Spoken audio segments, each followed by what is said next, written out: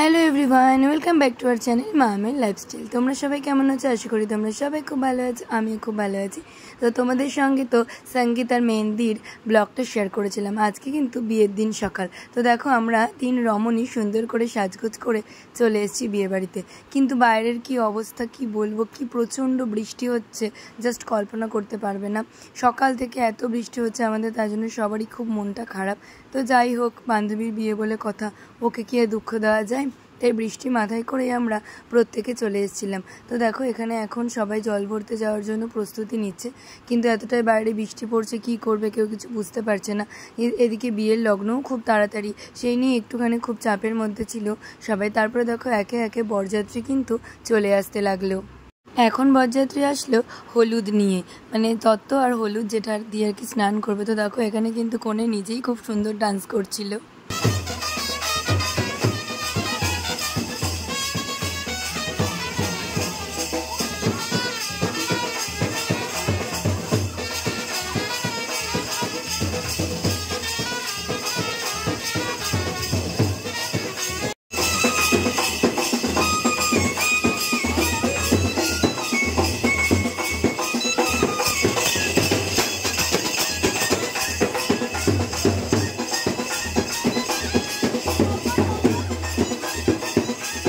তোমরা কিন্তু ভেবো না যে এখন ওর গায়ে হলুদ হচ্ছে, এখন শুধু ফটোশ্যুট করার জন্যই একটু কপালে ছোঁয়ানো হচ্ছে। তো সেই জন্যই ও বলছে এখন কিন্তু গালে দেবে না, বেশি কিন্তু দেবে না।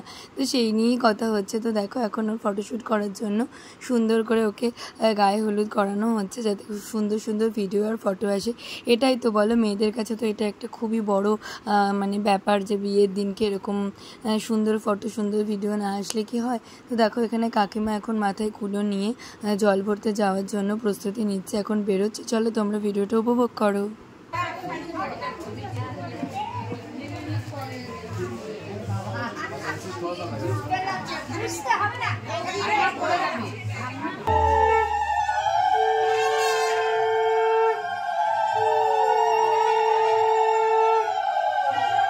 দুপুরবেলা তো খাওয়া দাওয়া করে চলে এসেছি। কেরম বৃষ্টি তোমরা তো সেটা দেখতেই পেলে, ভীষণ বৃষ্টি হচ্ছিল, মানে অনেক জায়গায় তো জলও জমে গেছে, বীভৎস বৃষ্টি হচ্ছিল।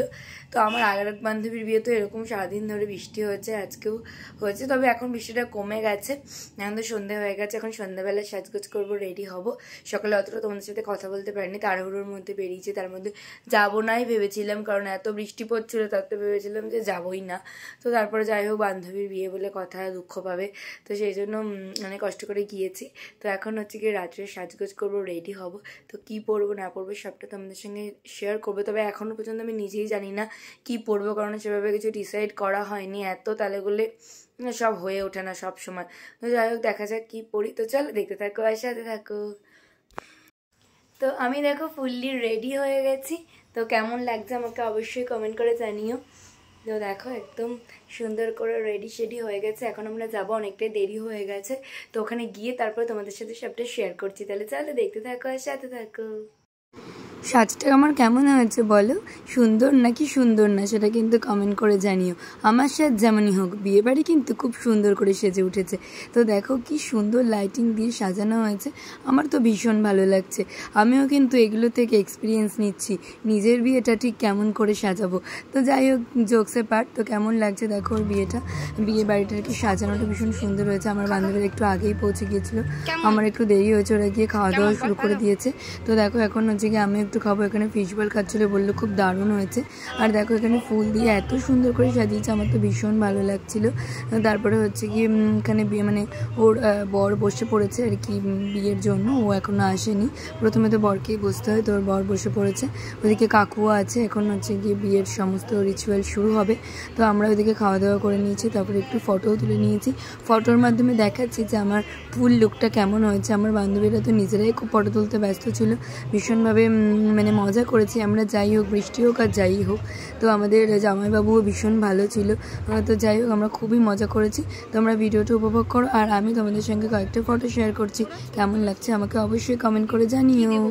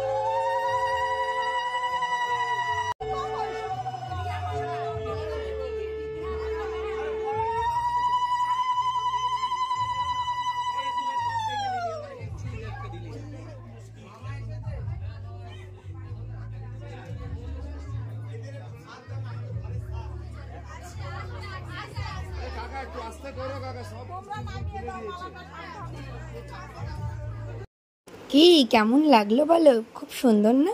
তো বিয়ের পর্ব মেটার পরে আমরা চলে এসেছিলাম পেট পুজো করতে। তো দেখো এখানে ফিশ ফ্রাই ছিল, তারপরে ছিল গরম গরম ভাত, তারপরে ছিল ভেটকি পাতুরি, যেটা আমার খুব ফেভারিট। সেটাই আমি খুব ভালো করে খেয়েছি, কিন্তু একটু ঝাল হয়েছিল, কিন্তু খুব ভালো হয়েছিল খেতে। তো তারপরে একে একে সমস্ত কিছু খাবার দাবারগুলো ছিল। আমরা সবাই মিলে একসঙ্গে বসেছিলাম, আমরা সব বান্ধবীরা আর আমি সবাই মিলে একসঙ্গেই বসেছিলাম। তো দেখো ভেটকি পাতুরিটা কি দারুণ দেখতে হয়েছে, ভীষণই সুন্দর। আমি কিন্তু এখন ভয়েস দিতে গিয়ে আমার কিন্তু এখনও আবার খিদে পেয়ে যাচ্ছে। তো যাই হোক, তারপরে ছিল শো স্টপার, এটা হচ্ছে আফগানি পোলাও ছিল, আর ছিল মাটন, যেটা তো একদম অসাম হয়েছিল, ভীষণ ভালো হয়েছিল। তো সবশেষে ছিল চাটনি, পাঁপড়, মিষ্টি, এই সমস্ত কিছু। তারপরে খাওয়া দাওয়া শেষ করলাম, তখনও কিন্তু বিয়ে রিচুয়াল সব হচ্ছিল। এখন দেখো আমার বান্ধবীরা সবাই চলে গেছে, আমাকে বাবা নিতে আসবে বলে আমি ওয়েট করছিলাম। আর ভাগ্যিস ওয়েট করেছিলাম, আর তখনই কিন্তু এই স্পেশাল মোমেন্টটা আমি ক্যাপচার করতে পেরেছি এবং তোমাদেরকে সেটা দেখাতেও পারছি। তো দেখো এখনই কিন্তু ওদের সিঁদুর দান হবে, তো সেই জন্য সেই প্রস্তুতিই চলছে। চলো বেশি বকবক না করে ওদের সিঁদুর দানের ইয়েটা আমি তোমাদের সাথে শেয়ার করি, আর তোমরা সেটা দেখো কেমন লাগছে আমাকে জানাও।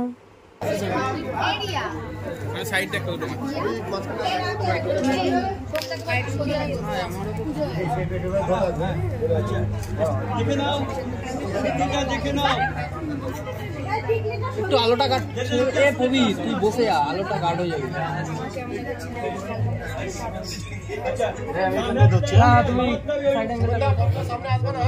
তুমি আলোটা কাট হয়ে যাবে, একদম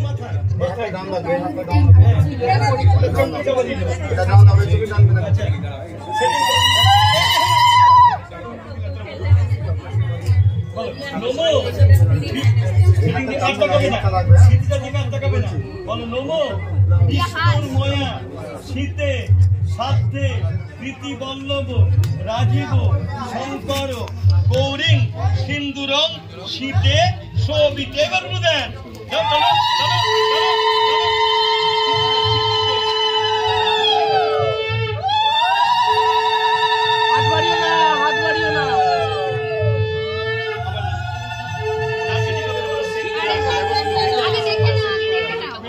দেখে নাও, তারপরে পড়া। হ্যাঁ, বিষ্ণুর ময়া শীতে সাধ্যে প্রীতি বল্লভ রাজীব শঙ্কর গৌরিং সিন্দুরং শীতে শোভিতে।